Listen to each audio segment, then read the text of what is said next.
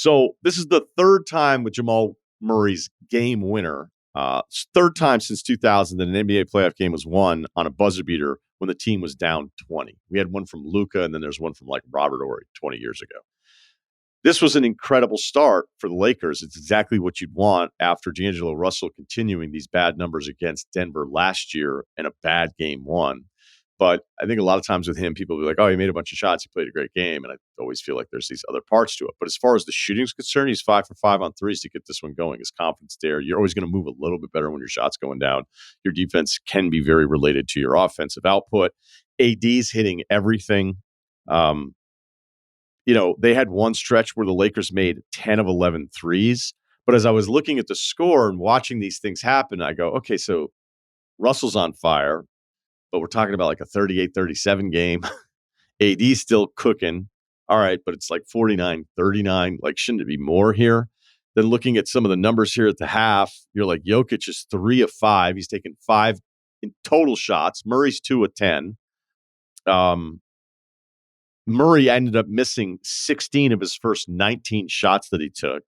Lakers did, however, close the half strong on a 21-7 run. Kind of this continuation where the offense was just perfect from LA and you weren't getting enough from the two guys. Michael Porter Jr. was the only one keeping Denver in this game offensively. So at the half, it's 59-44. You're like, all right, this makes sense, but I expect that the Denver run is coming here.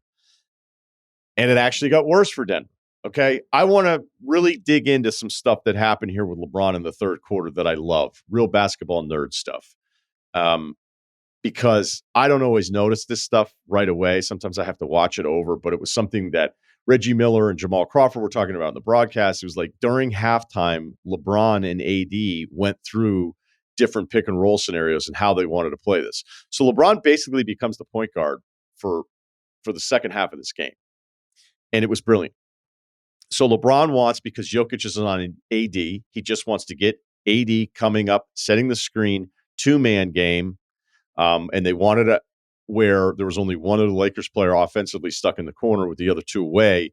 But LeBron's like, look, let's just get Jokic into these spots where he has to play two people by himself, which is what you try to do against centers all the time. It's why Gobert is so good defensively, where he gives you a chance to hold up with this. The harder thing is when you bring Gobert all the way away. But I mean, look, that happens to a lot of different centers. But in this case, it's like, let's make Jokic come up. Let's work him. Let's make him move. All right. Even though AD was hitting everything else against him. And LeBron's like, and then I'm going to figure it out from here. And it kept working.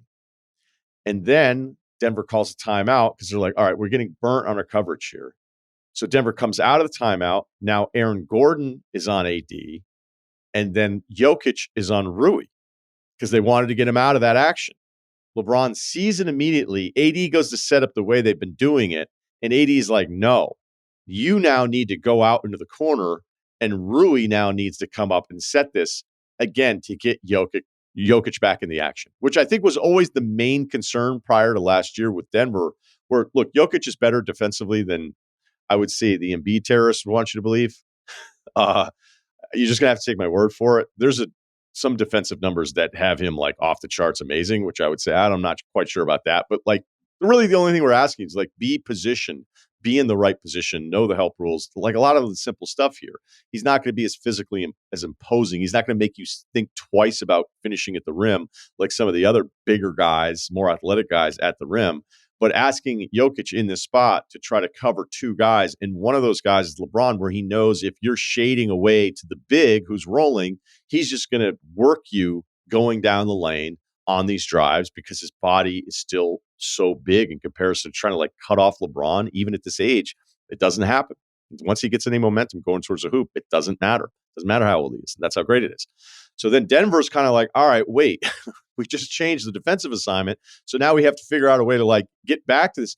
You know, all of this is happening. You're like, I guess the Lakers are going to win. I don't know if it was when Denver was down 20, but they dropped the FanDuel live bet where Denver was favored by 7, depending on where you looked at it. And then it was plus 7.5. And, you know, you're sitting there being like, you almost have to just still take Denver because you're getting 7.5 points with the way we've seen them close so many times before. But specific to that action, it was just really, it was fun. And then they had a moment where it was like, actually get Rui involved, have him set a pin down now once they took Jokic off of Rui, put him back on AD, and then LeBron would have another counter to it. And every time he'd see the way they would set up, he would be saying specifically like, hey, waving it out, like waving people out of the way. He just ran the entire offense, and it was working until it wasn't. AD gets a foul late in the third quarter at 2:41. Jokic starts going right at Rui, trying to work him. They cut this thing to an 11-point game. So when you look at the Jokic sub-minutes, where he's sitting only 2:18 of the fourth quarter, because there's an urgency here. They got to get him back into the game. I also thought, like, wait a minute, is AD going to be more rested than Jokic is going to be? Was that the game that Ham was playing? Why he took him out with that foul in that spot? But the great thing for Denver here is that they only lost 1 point from when they closed the third quarter in the non-Jokic minutes. They only lost a point in this game. And that's where you have to kind of figure out a way to beat Denver. You have to be like +5 or +6. And usually he's out a little bit longer than that because it's the playoffs. He's going to come back quicker. So as Jokic had gotten done abusing Rui Hachimura to close the third quarter, once he's matched back up with AD, I was like, all right, I wonder how this is going to go. Because it felt like Jokic, you can't ever say he's hesitant because that's just his defaulting basketball nature, is that he wants to just keep playmaking and getting people involved. But at some point, it's like, hey, man, you're going to have to go down there. And go down there, he did. He scored 5 points from 3:34 to 2:12 left in the fourth quarter, obviously the game. He got the 5 points, the and one, and he got 80 twice. And after the and one, it's 93-92. They've come all the way back. At 150, LA had this possession where they just, like, LeBron wasn't in the play. D'Angelo Russell has the ball on the right side. Anthony Davis gets a post catch. I say post in jest because it wasn't a post catch. He caught it, bent over at the break at the 3-point line with just a million bodies all around. And he's kind of looking around going like, you expect me to finish from here? And then he gets it back to D'Lo, who then throws it to Reeves and kind of a handoff. And Reeves has to get up a desperation 3 with like 3 seconds left on the shot clock. So you're coming down thinking, all right, here comes Denver. They're going to close this out. But Jamal Murray, who's starting to cook now and hit a couple shots after the dismal start, he kind of tries to make this weird pass that LeBron steals. LeBron goes down the other way, dunks it. And yet in this moment, the dunk couldn't be celebrated because after LeBron had turned back around, the ball was already inbounded and past him to Jokic. Now, this play, I'm going to try to make it survive because here it is, Jokic, one of my favorite players, a guy that I trust the most, doing one of the dumbest things you could do in a game. We all know it, Nuggets fans, this thing, they call it the white whale out there, where he is determined to get 3 free throws on anyone reaching in on him very far away from the basket. Like he's just convinced that he's going to get it at some point. And if I were defending him in this, not me, but you understand the point, I would rush at him knowing that he's been doing this and then just watch him throw the ball in the air. Now, D'Angelo Russell, you could debate whether or not he should have even tried to go for the steal there. But as Jokic is anticipating this, Jokic is like, oh, perfect timing. The end of game 2 in the playoffs. Let me just, hey, you want to do that against the Wizards, man? Do it all night. But you're going to do it here? So Jokic tries to get it. Malone's actually arguing for the contact. Jokic throws the ball up in the air to try to get these free throws. It's not a pass, Denver. It's not a pass. And somehow, as this ball is floating like a punt with no call, Aaron Gordon catches it inbounds, barely, throws it back to Michael Porter Jr., that then hits the game-tying 3. That play, you want to say, hey, if somebody you didn't like did that, that'd be your open. No shit. The difference is I like players that have done things and have proven to me that they can be trusted versus the players I don't like that I don't trust. And if you're a player that I don't trust that did that, then yeah, I'd be a little harsher on you. I just can't believe Jokic tried to do that in that moment. Maybe that just speaks to how his mind is wired, that he's able to deal with some of these high pressure spots because it's like, maybe I'll just sort of try this. But again, if somebody I didn't like do it, I'd be like, this means he's not wired the right way and he's not locked in. It's an atrocious decision by maybe the best single decision maker that we have in the NBA today. We got a little bit more back and forth. There's a LeBron layup. There's Murray. There's actually a big D'Angelo Russell sweeping left-handed layup off the glass. That's incredible. And then it comes down to Murray with the shot clock running. The game or shot clock is off. Game clock is running. No timeout. Love it, love it, love it. Don't let their defense get set up to defend your inbounds. That's the first level that you have to get through to then actually run your stuff. It looked like they went a little late. They wanted Murray isolated on the right side with AD, and it just sucks for Davis because here's somebody who has had a great defensive year, and Jokic gets him twice. No shame in that. And Murray finds a way to fade away, hits the game winner. Murray said he didn't even see it go in. Davis is stumbling after the contest into the Denver bench. He looks like World War Z footage where all of a sudden he's missing in all of it, and Denver finds a way to close out the Lakers again for their 10th straight. If you're a Lakers fan and you're watching that game, you're going, if we didn't get him tonight, then what? Like this is a wrap. And just a little addition. There's nothing else. The fact that LeBron is doing this and competing like this still, I loved that game from him last night. It's one of my favorite LeBron games ever. And that's why I spent so much time talking about the breaking down and him just deciding to orchestrate everything and having it all work. There's so many other parts of that game that I could have got into and you'll feel left out. I just can't do all 200 possessions here. All right. New York, Philly, it's my favorite series. What are we learning in this series? Well, let me remind you, over the years of talking with people and talking about teams, hey, you like that guy? Do you like this guy? What do you think about the playoffs? What do you think about the guy in the draft?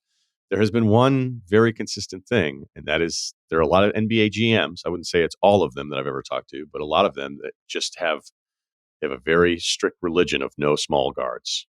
We do not always have to follow the teachings of all of the elders and the lessons they bestow upon us, but it's a pretty consistent theme. It's like, okay, cool. That guy's awesome. Kind of a small guard. Worried about in the playoffs. That part of this New York story is a little alarming. If you believe in that. Brunson's 16 of 55, 29% overall. He's 17% from three. I didn't expect to say Kelly Oubre, really good work defensively at any point in the playoffs. But he has been battling. They send all this size at him. There's always another defender. So I think the value in this for Brunson is that it's still opening up a lot of stuff, like the top tight end threat in the red zone, where it's like, okay, the linebacker is going to be with him, but the safety is definitely going to be on his side. So you should be able to eat. And that's probably the benefit of this, but it's a little alarming. It's only 2 games. Brunson was just incredible this year. He's got to get it going at some point, but the length is definitely bothering him. And if you're going down the checklist of things you would hope to do if you're the Sixers coaching staff, you'd be like, okay, well, that was one of the main things. Like, how do we slow him down? You're doing it. Problem is, you're not doing enough of the other things.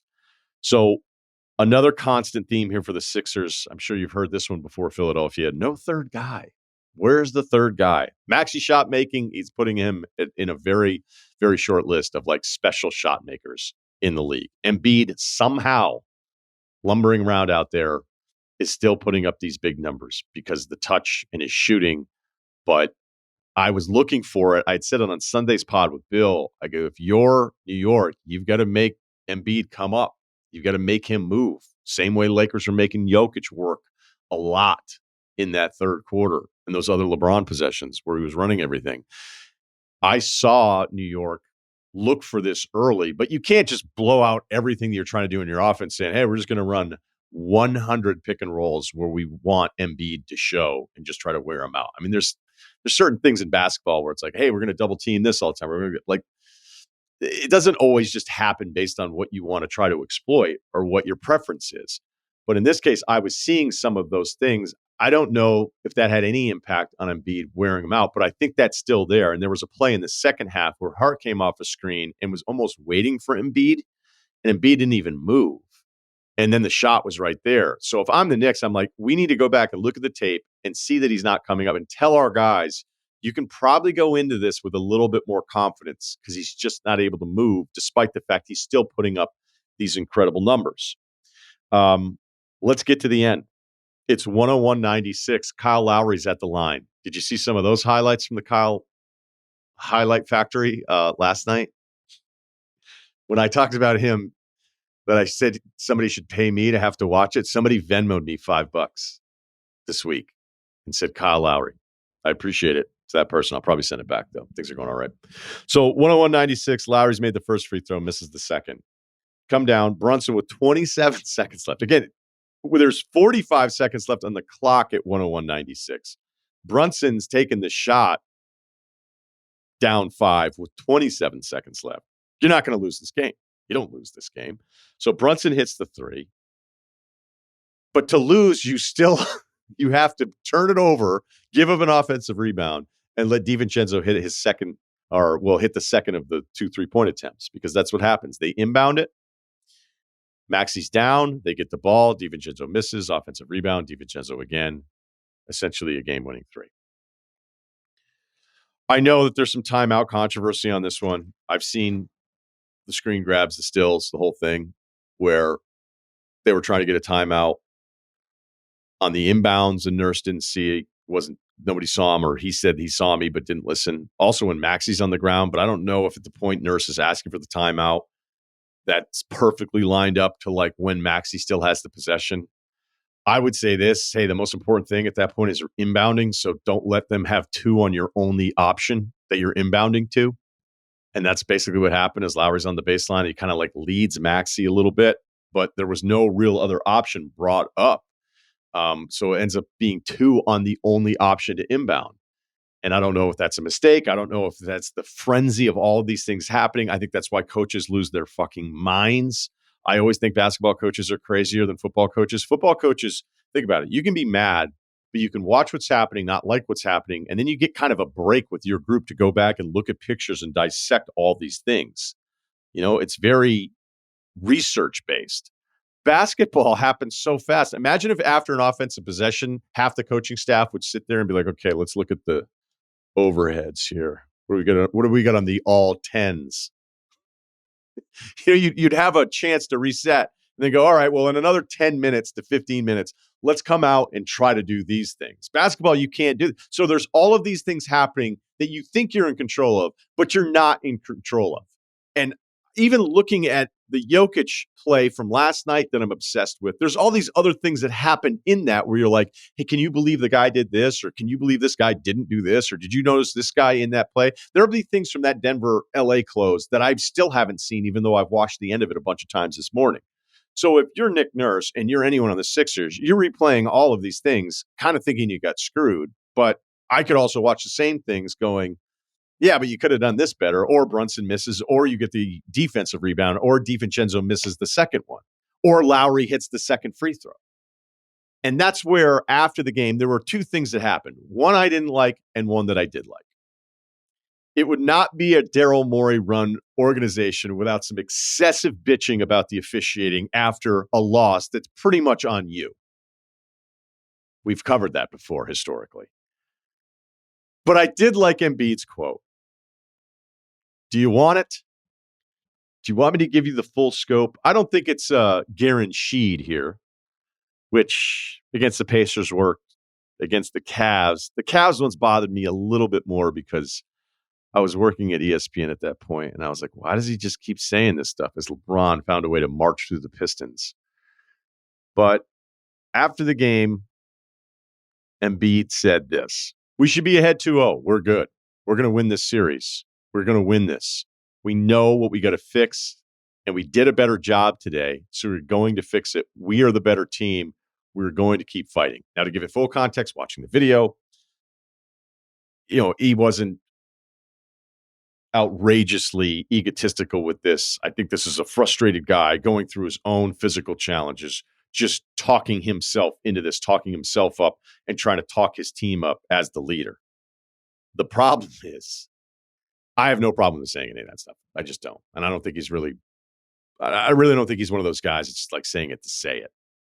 But the fear is, it's like, man, I hope you're out there for game 3 because the numbers are terrific. The movement isn't. Also, the Cavs won. They beat the Magic. They're up 2-0 in the series.